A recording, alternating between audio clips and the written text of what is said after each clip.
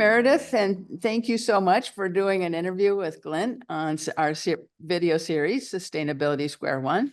This is the voice of leaders from sustainability because so much is going on so quickly. We just want to get grounded with the voices from the front line. So thanks for talking with us today. Hey, Martha, thanks for having me. So my first question is, what got you into this world of sustainability? And you're in a particular part that's so confusing and amazing at the same time, which is waste. So tell us about that. Oh boy. Yeah, I've been doing work at the intersection of waste and sustainability since 2011.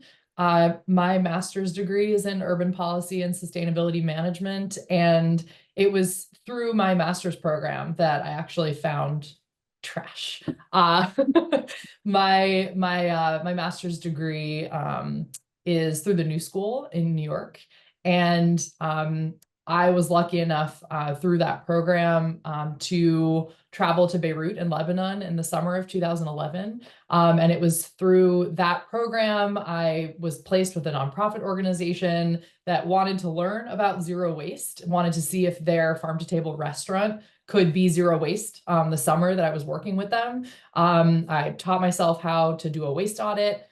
Came back to New York and realized, like, wait a minute, I've, learned about composting, helped this restaurant figure out how to compost, had totally caught the bug over the summer. Ended up actually going back to Beirut, lived there for 15 months, started a nonprofit with my now husband, and really never looked back, honestly. Moved back to New York, worked in kind of zero waste operations, composting, electronics recycling, actually, with the Lower East Side Ecology Center in New York City.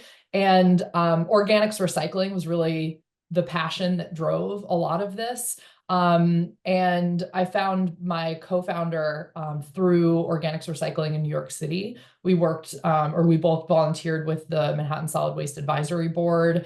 So it was just a lot of trashiness in New York City that really drove a lot of this. And that work really wove both of us through this path of working with businesses, trying to help businesses grow waste reduction programs.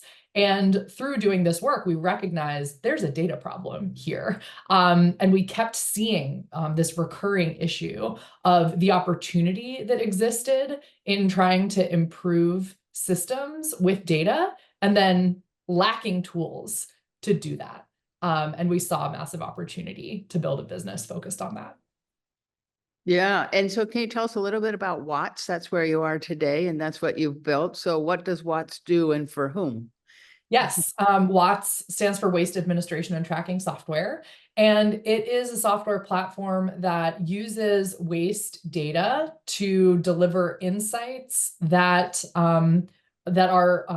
drive recommendations to help businesses understand what steps they can take to reduce waste and save money. So the platform is built on a foundation of waste data. WATS ingests waste data from multi-site businesses. So we're focused on especially commercial real estate, but really any business that has multiple locations and is serviced by lots of vendors is really the target industry for us. And the idea is to help businesses simplify the complexity of having multiple municipalities, multiple vendors, lots of stakeholders, and lots of waste streams. What are they supposed to do with all of these different materials? Where are they supposed to go? There are 9,800 different municipal waste programs in the United States because we don't standardize things.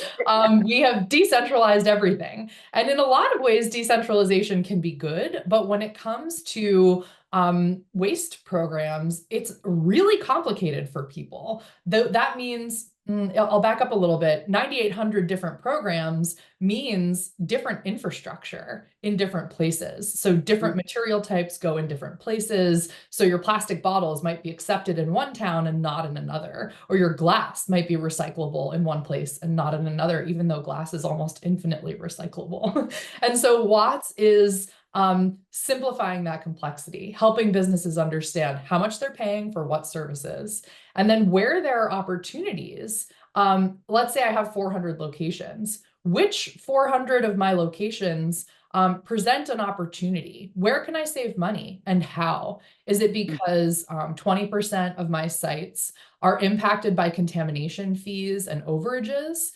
Is it because 12% of my sites are perhaps located in municipalities where there's legislation that actually says that trash is the most expensive waste stream, and therefore my businesses in those 12% of locations could save money if I train those staff to recycle better, or if I encourage my tenants to recycle better, and I could actually structure my fees so that my tenants could save money as well.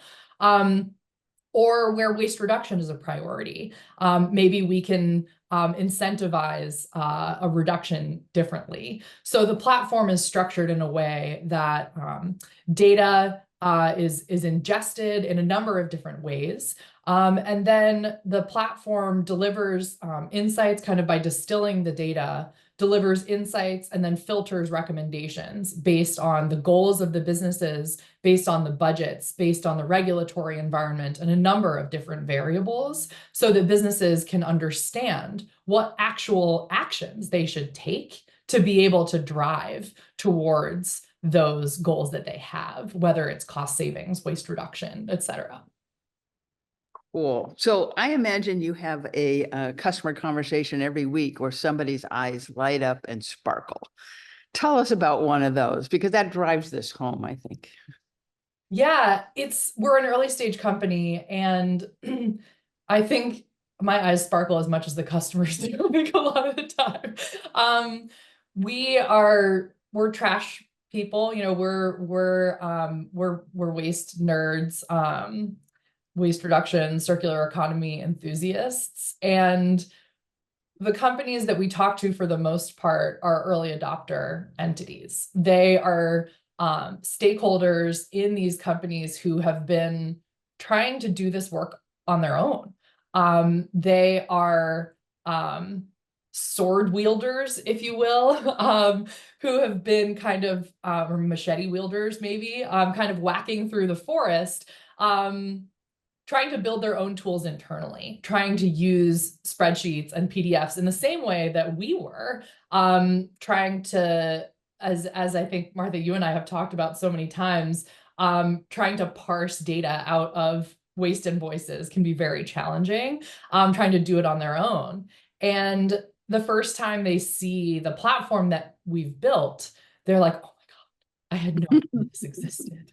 This it's so much of what I had dreamed or never even dreamed could exist. I can't believe you've done this.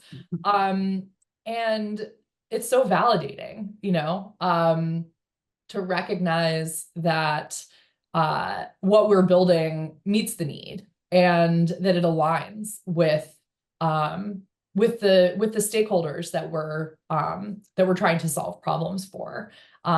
So yeah, that sparkle, yeah, it's one of the many things that gets us out of the bed in the morning. So last year I wrote a blog post on behalf of our company saying what I was thankful for around the time of Thanksgiving. And in that case, it was standards harmonization around the world, which made our lives a lot easier. This year, I am so devoting that blog post to the kind of people you just described, which are what I call the scouts, the heroes, the pioneers. You call them the bushwhackers. It's amazing how many people have really dug in and are doing, you know, heroic effort on behalf of their companies with mind and heart, and so many nights and weekends. I'm just really impressed, and I'm so proud to get to work with them.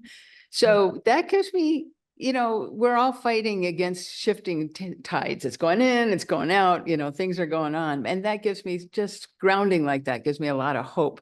So if you think of what gives you, you know, what is your next aspiration? What is your next hope for the people that you're working with, both on your customers and your team? Where does that go for you next? Oh, I love this question. One of the biggest pieces, let me think. We just got out of an offsite. Last week, we were all in Chattanooga, Tennessee, which was an excellent opportunity to all be together in person. And one of the best things to come out of that offsite was probably a regrounding.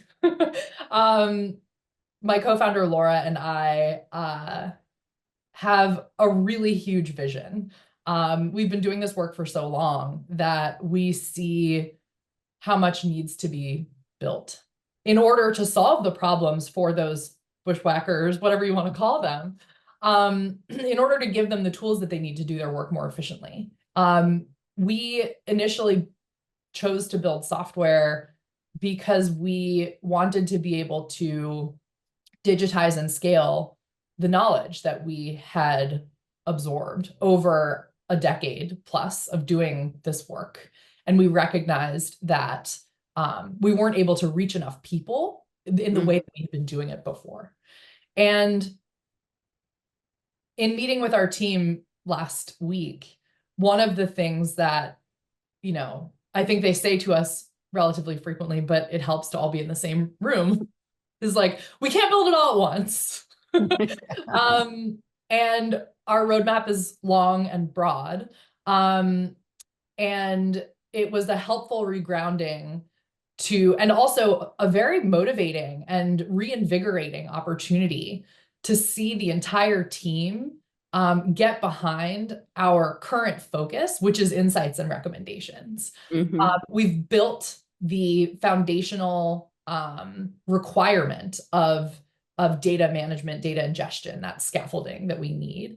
And now we're focused on, we've built kind of 1.0 for insights, and now we're really focused on building like the zippy functions. And what I would say for the stakeholders that are using the platform that we're building these tools for, and what I'm excited about for them, is that these tools, the way we're thinking about them, the way that we're thinking about the experience for them, is that we want to build WATS in a way that makes their work more efficient and that helps them get raises, that helps them present the work that they've done in a way that says waste can help our company. Waste can help our business operate not only in a way that's more environmentally responsible, but in a way that's more fiscally responsible. Over time, maybe not tomorrow, but as the circular economy grows, waste can help companies make money. And we as kind of collective humans might not see that yet because we still see waste as waste. We still see it as trash. But materials are resources. Raw materials are resources. And waste materials are resources as well if they are properly separated and sorted and treated and moved. And that's really the vision with WATS. Right now, our American economy doesn't have the complexity, maybe I'll use that as a word, to be able to accept and aggregate as many of the material types as we need it to in order to be able to process and value all of the materials that we as Americans discard, but we can. And we need to. And that's really a big piece of the vision. And the stakeholders that use the platform are an essential part of building that economy. It's true. You and I may have passion and data and, expertise, but until the rest of the world has those tools and becomes their own company experts, we're stuck, right? And so we're always out there in that education mode. Recently, I was in Europe and it started pouring rain. I was in a park, so I just dashed into the local museum. It turned out to be the Design Museum, which was having an exhibition on sustainable fashion. And so it's really cool because the first thing was an infographic about how would you measure sustainability in fashion? And then the rest of it were actual designs, including by Stella McCarthy and other famous designers using the principles. But what surprised me in that exhibit was if you had 100% polyester garment, it recycles a lot better and it starts being part of an infinite loop. If you have a mixed fabric design, maybe you wove in some cotton stuff, then you've got to pull it out and separate it when you try and recycle, and it wasn't working too well. And so their infographics showed how the circular economy gets stalled at that retreatment, reprocessing moment if you make certain design choices. That was my surprise. I want to talk to you about it further on another time, but speaking to the broader community that we're always trying to say, well, did you know? What is the one thing like that they should know? What is their did you know that's going to make them start thinking differently? Because I tell you, I think about that fashion exhibit all the time. Wow, the did you know? Are we talking about a did you know for like any individual at home or at work, or are we talking Yeah, about let's do one at home and one at work, and we'll call it a show. Well, I would say the did you know for an individual at home or at work, one important one is the rules might be different for you at home or at work.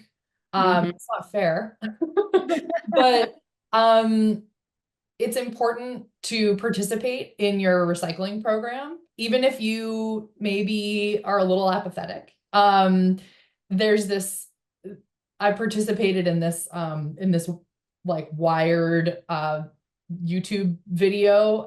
If you Google waste expert on YouTube, you'll see my face pop up. And one of the questions was, does recycling matter? And my answer was yes, recycling matters. And I think the deeper question was like, is recycling even real? Because there's a lot of this misinformation, only somewhere between 6 and 8%, 6 and 9% of plastic is actually recycled. And part of the problem is a lack of participation in programs. A much bigger problem is this systemic issue of a lack of existing services, a lack of access to services, and then essentially an entire breakdown of funding for recycling infrastructure. But what I would say is that a lot of that is changing because of legislation. And we need to know how to participate in order for those programs to work. And so it's important for people to read their municipal websites or read the sign, at least read the sign and do what the sign says, and recognize that the sign might be different from one town to the next. And that's not because the town is wrong. It's because the infrastructure is different from one town to the next. And it's confusing and it's not your fault. And things are changing and it might be different from one year to the next year. And that's because things are constantly evolving. And just thank you for participating. Me to you, thank you for participating. So to those that are listening, you heard it here first, read the website. Yeah. That does seem like 101, but yet really important. So thanks, Meredith. It's been great to speak with you today. I appreciate it. Hey, thanks for tuning in to Sustainability Square One. If today's insights sparked ideas, share the episode and subscribe for more conversations with sustainability leaders committed to transparency and impact.